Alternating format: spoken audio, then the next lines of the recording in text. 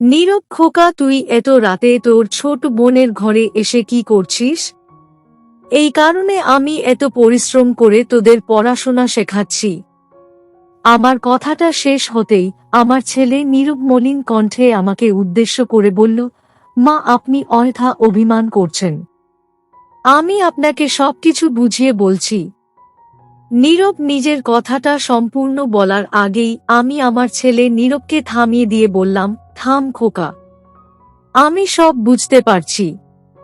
তুই আমার সাথে চল। আজ থেকে তুই আমার সাথে কাজ করবি। এই বলে আমি আমার ছেলে নীরবে আমার ঘরে নিয়ে এসে আমি আমার ছেলে নীরবকে দিয়েই। হ্যালো আমার কলিজার বন্ধুরা, কেমন আছো সবাই?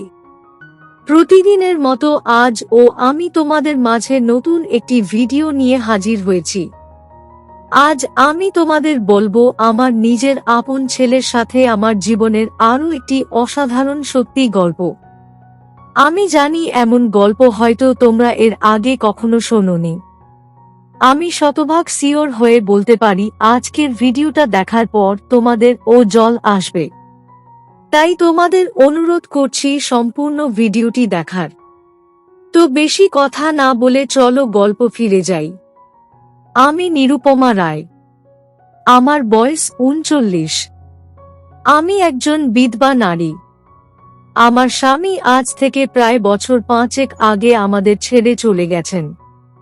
আমার ২ সন্তান আছে। আমার বড় ছেলের নাম নীরব। নীরবের বয়স ২৩। আর আমার ছোট মেয়ের নাম ঈশিতা। ঈশিতার বয়স ২১। আমার স্বামীর চলে যাওয়ার পর থেকে আমি আমার ছেলে ও মেয়েকে নিয়ে শহরে চলে আসি। যখন আমার স্বামী ছিলেন তখন আমি আমার সন্তান দুটোকে নিয়ে গ্রামেই থাকতাম। শহরে চলে আসার পর আমি যেন আরো বেশি চিন্তায় পড়ে যাই, এই ভেবে যে আমার সন্তানদের কেমন করে আমি ঠিকভাবে পড়াশোনা শেখাবো, আর কেমন করেই বা তাদেরকে দুবেলা দুমুঠো খাবার খেতে দিব। আমি আমার সন্তান দুটোর কথা চিন্তা করে একটা চাকুরির জোগাড় করে কোনোমতে নিজের সংসার সামলাতে শুরু করি। আমি প্রতিদিনের মতো আজ সকাল বেলা নিজের অফিসে যাওয়ার জন্য বাড়ি থেকে বের হতে যাব, আর ঠিক এমন সময় আমার ছেলে নীরব আমার সামনে এসে দাঁড়িয়ে পড়ল। আমার ছেলে নীরব আচমকা আমার সামনে এসে দাঁড়িয়ে পড়েতেই আমি কিছুটা অবাক হয়ে নীরবকে উদ্দেশ্য করে কৌতূহলী কণ্ঠে বললাম, খোকা, তুই হঠাৎ আমার সামনে এসে দাঁড়িয়ে পড়লি যে? কিছু কি বলবি খোকা? আমার প্রশ্নের জবাবে আমার ছেলে নীরব মুচকি হেসে বলল, না, তেমন কিছু না। এমনিতেই আপনাকে দেখতে ইচ্ছে হলো, তাই আর কি আপনার সামনে এসে দাঁড়িয়েছি। আমি আমার ছেলে নীরবের কথাটা শুনে মুচকি হেসে ফেললাম।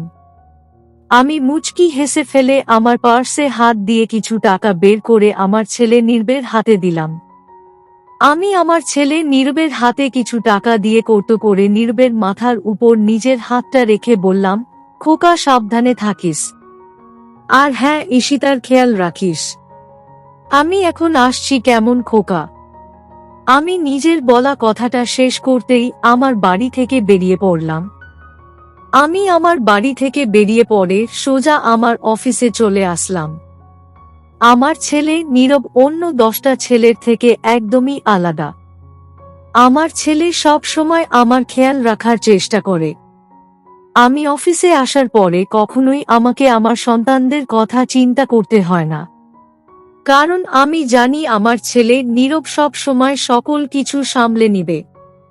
আমি আমার অফিসে প্রবেশ করতেই দেখতে পেলাম অফিসের কয়েকজন লোক আমার দিকে খানকে অদ্ভুতভাবে তাকিয়ে আছে।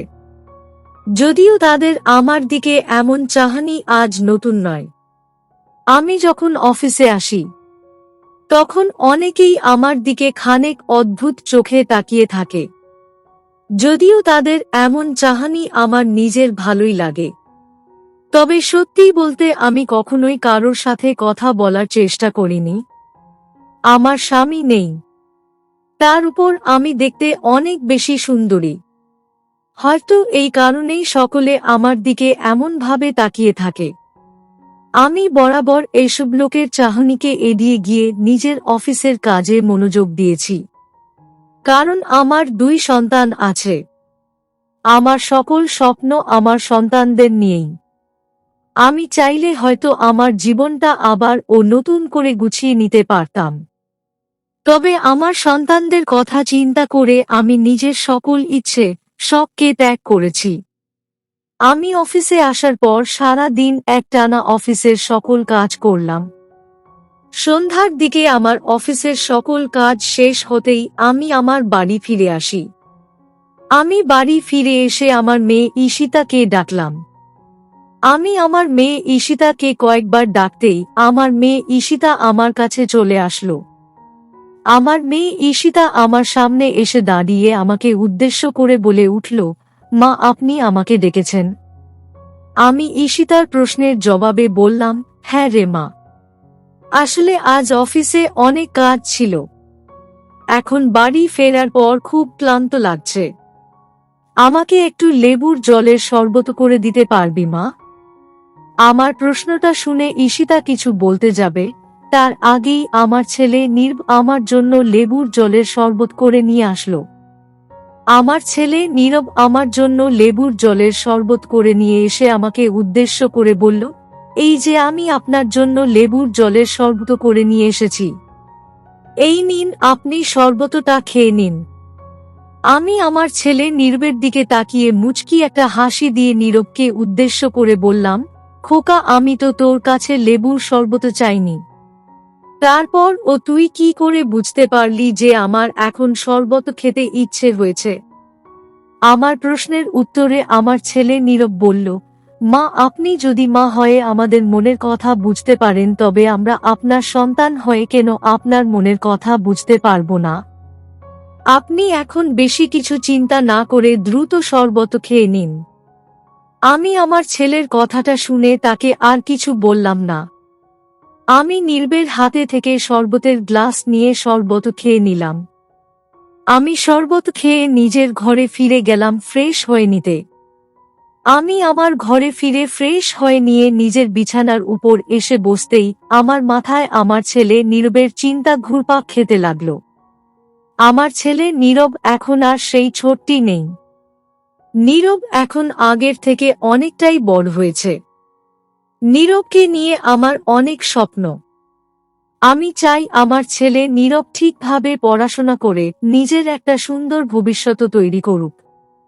আজ আমার স্বামী যদি থাকতেন তবে হয়তো আমার সন্তানদের ভবিষ্যৎ আরো সুন্দর হতো। আমি আমার ঘরে বসে আপন মনে এসব ছাই পাশ কথাই চিন্তা করছি। আমি বেশ খানকে সময় আমার ছেলে নীরবের কথা ভাবতেই আমি অনুভব করতে পারলাম আমার জল চলে এসেছে। আমার চোখে জল চলে আসতেই আমি আর ঠাঁই বসে থাকতে পারলাম না। আমি বিছানা থেকে উঠে দাঁড়াতে একটা দীর্ঘশ্বাস ফেললাম।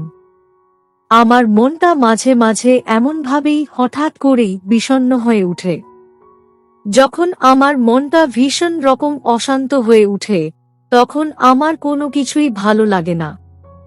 আমি সব সময় আমার মন শান্ত করতে নিজের ঘরে বসেই কাজ করতে থাকি।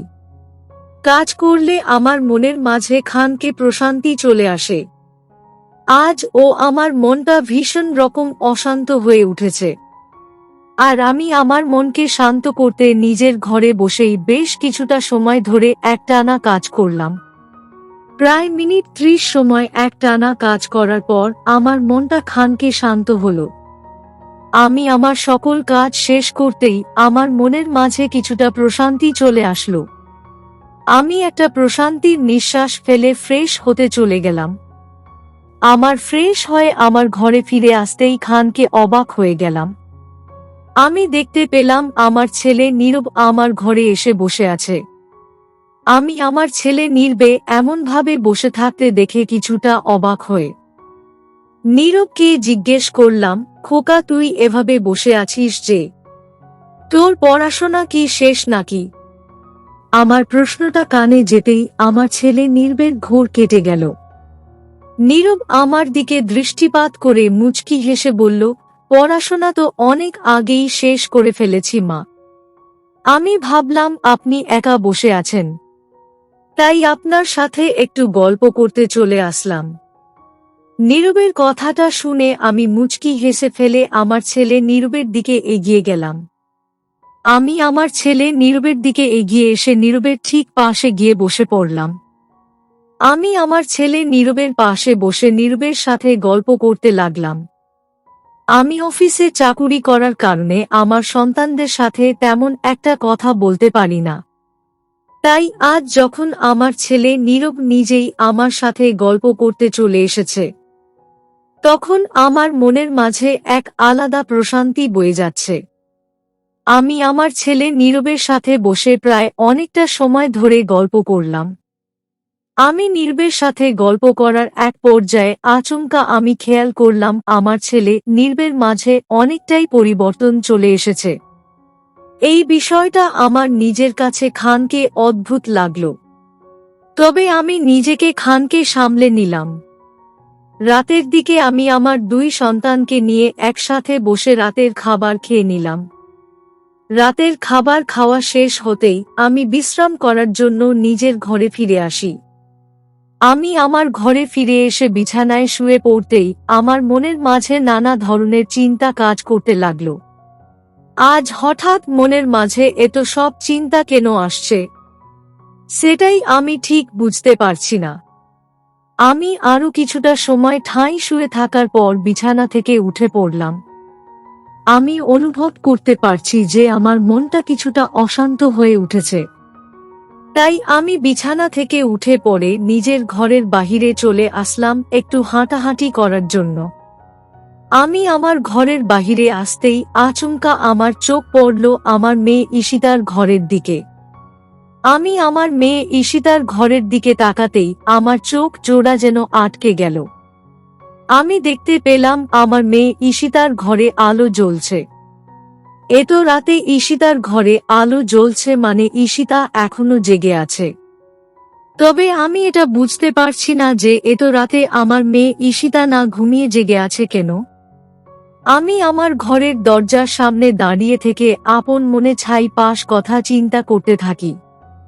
আমি বেশ খানকে সময় আপন মনে এসব ছাই পাশ কথা চিন্তা করে নিজের মনকে শান্ত করতে আমি আমার মেয়ে ঈশিতার ঘরের দিকে চলে যাই। আমি আমার মেয়ে ঈশিতার ঘরের দিকে এগিয়ে এসে আলতো করে ঈশিতার ঘরের দরজাটা ধাক্কা দিতেই আমার চোখ পড়ল ঈশিতার ঘরের ভিতরের দিকে। আমি আমার মেয়ে ঈশিতার ঘরের ভিতর দৃষ্টিপাত করতেই যা দেখতে পেলাম, তা দেখার জন্য আমি মোটেও প্রস্তুত ছিলাম না। আমি দেখতে পেলাম আমার মেয়ে ঈশিতার আমার ছেলে নীরবের সাথে বসে একসাথে গল্প করে কিছু কাজ করছে। আমি আমার ছেলে মেয়েকে একসাথে কাজ করতে দেখে ভীষণ রকম অবাক হয়ে গেলাম। আমার চোখ জোড়া যেন ঠাঁই আটকে গেছে। আমি আমার ছেলে মেয়েকে একসাথে কাজ করতে দেখে নিজের চোখকে ও যেন বিশ্বাস করাতে পারছিলাম না। আমি সব সময় ভেবেছি আমার ছেলে মেয়েরা হয়তো তাদের পড়াশোনা নিয়ে সব সময় ব্যস্ত থাকে, কিন্তু এখন তো দেখছি আমার ছেলে মেয়েরা পড়াশোনা ছেড়ে কাজ করা শুরু করেছে। আমি আমার মেয়ে ঈশিতার ঘরের সামনে আরো কিছু সময় দাঁড়িয়ে থেকে তাদের কাজ করা দেখতে লাগলাম। আমি প্রায় মিনিট খানকে সময় ঠাঁই দাঁড়িয়ে থাকার পর আমার মনের মাঝে কেমন যেন করে উঠল। আমি আর ঠাঁই দাঁড়িয়ে থাকতে পারলাম না। আমার মনটা ভীষণ রকম অশান্ত হয়ে উঠেছে। তাই আমি কোনো শব্দ না করে নিশ্চুপ হয়েই আমার মেয়ে ঈশিতার ঘরের সামনে থেকে সরে পড়লাম। আমি ঈশিতার ঘরের সামনে থেকে সরে সোজা আমার বসার ঘরে এসে বসে পড়লাম। আমি আমার বসার ঘরে এসে বসে পড়ে আপন মনে আমার ছেলে মেয়ের কথা চিন্তা করতে থাকি। আমার স্বামীর চলে যাওয়ার পর আমি অনেক পরিশ্রম করে আমার ছেলে মেয়েকে পড়াশোনা শেখাচ্ছি, যাতে করে তারা নিজেদের একটা ভালো ভবিষ্যৎ তৈরি করতে পারে। শুধুমাত্র আমার ছেলে মেয়ের ভালো একটা ভবিষ্যৎ তৈরি করার জন্য আমি আমার সকল ইচ্ছে শখকে এড়িয়ে গেছি। অথচ আজ আমার ছেলে নীরব কি না আমার মেয়ে ঈশিতার সাথে বসে কাজ করছে। আমি আমার বসার ঘরে বসে আপন মনে এসব কথাই ভাবতেই থাকি। প্রায় বেশ খানকে সময় বসার ঘরে বসে থাকার পর আমি দেখতে পেলাম আমার ছেলে নীরব আমার মেয়ে ঈশিতার ঘর থেকে বেরিয়ে এসেছে। আমার ছেলে নীরব ঈশিতার ঘর থেকে বেরিয়ে নিজের ঘরের দিকে যেতে নিতেই আমি আর নিজেকে সামলাতে পারলাম না। আমি বসা থেকে উঠে পড়ে সোজা আমার ছেলে নীরবের সামনে এসে দাঁড়িয়ে পড়লাম। আমি আমার ছেলে নীরবের সামনে এসে দাঁড়িয়ে পড়তেই আমার ছেলে নীরব আমার দিকে দৃষ্টিপাত করল। নীরব আমার দিকে খানকে অবাক চোখে তাকাতেই আমি আমার ছেলে নীরবকে উদ্দেশ্য করে বলে উঠলাম, নীরব খোকা, তুই এত রাতে তোর ছোট বোনের ঘরে এসে কি করছিস? এই কারণে আমি এত পরিশ্রম করে তোদের পড়াশোনা শেখাচ্ছি। আমার কথাটা শেষ হতেই আমার ছেলে নীরব মলিন কণ্ঠে আমাকে উদ্দেশ্য করে বলল, মা, আপনি অযথা অভিমান করছেন। আমি আপনাকে সবকিছু বুঝিয়ে বলছি। নীরব নিজের কথাটা সম্পূর্ণ বলার আগেই আমি আমার ছেলে নীরবকে থামিয়ে দিয়ে বললাম, থাম খোকা, আমি সব বুঝতে পারছি। তুই আমার সাথে চল। আজ থেকে তুই আমার সাথে কাজ করবি। এই বলে আমি আমার ছেলে নীরবে আমার ঘরে নিয়ে এসে আমি আমার ছেলে নীরবকে দিয়েই আমার ঘরের সকল কাজ করাতে শুরু করি। আমার ছেলে নীরব আমার কথা মতোই আমার ঘরের সকল কাজ করতে লাগল। নীরবের এমন কাজ করা দেখে আমি নিজেও ভীষণ অবাক হয়ে যাই। আমার ছেলে নীরব এত ভালো কাজ করবে, এটা যেন আমার প্রত্যাশার বাহিরে ছিল। আমি আমার ছেলে নীরবকে এত ভালো কাজ করতে দেখে নিজেকে আর আটকাতে পারলাম না। আমিও আমার ছেলের সাথে বসে কাজ করতে থাকি, সেই সাথে গল্পও করতে থাকি। সত্যি বলতে নীরবের সাথে কাজ করে গল্প করতে আমার ভীষণ ভালোই লাগছে। মনের মাঝে ভীষণ রকম প্রশান্তি অনুভব করতে পারছি আমি। অতঃপর আর কি, আমি আর আমার ছেলে নীরব একসাথে বসে অনেক সময় ধরে গল্প করে কাজ করলাম। আমার ছেলে নীরব সব সময় আমার কথা চিন্তা করে আমাকে সাহায্য করতে চাইতো, আর এই কারণেই সে আমার চোখের আড়ালে এত দিন কাজ করেছে। সত্যি নীরবের মতো এমন আদর্শ সন্তানের মা হতে পেরে আমি মন থেকে অনেক খুশি। তো বন্ধুরা, এই ছিল আমার নিজের আপন ছেলের সাথে আমার জীবনের একটি সত্যি ঘটনা। তোমাদের কেমন লাগলো আজকের গল্পটা? অবশ্যই কমেন্টে জানাবেন। প্রিয় বন্ধুরা, আজকের ভিডিওটি এখানেই শেষ করলাম। যদি আমাদের ভিডিওটি আপনাদের ভালো লেগে থাকে তবে একটা লাইক করবেন এবং চ্যানেলটি সাবস্ক্রাইব করবেন। আজকের জন্য আপনাদের কাছে বিদায় নিচ্ছি। দেখা হবে আগামীকাল নতুন একটি ভিডিও নিয়ে। সে পর্যন্ত সবাই ভালো থাকবেন। ধন্যবাদ।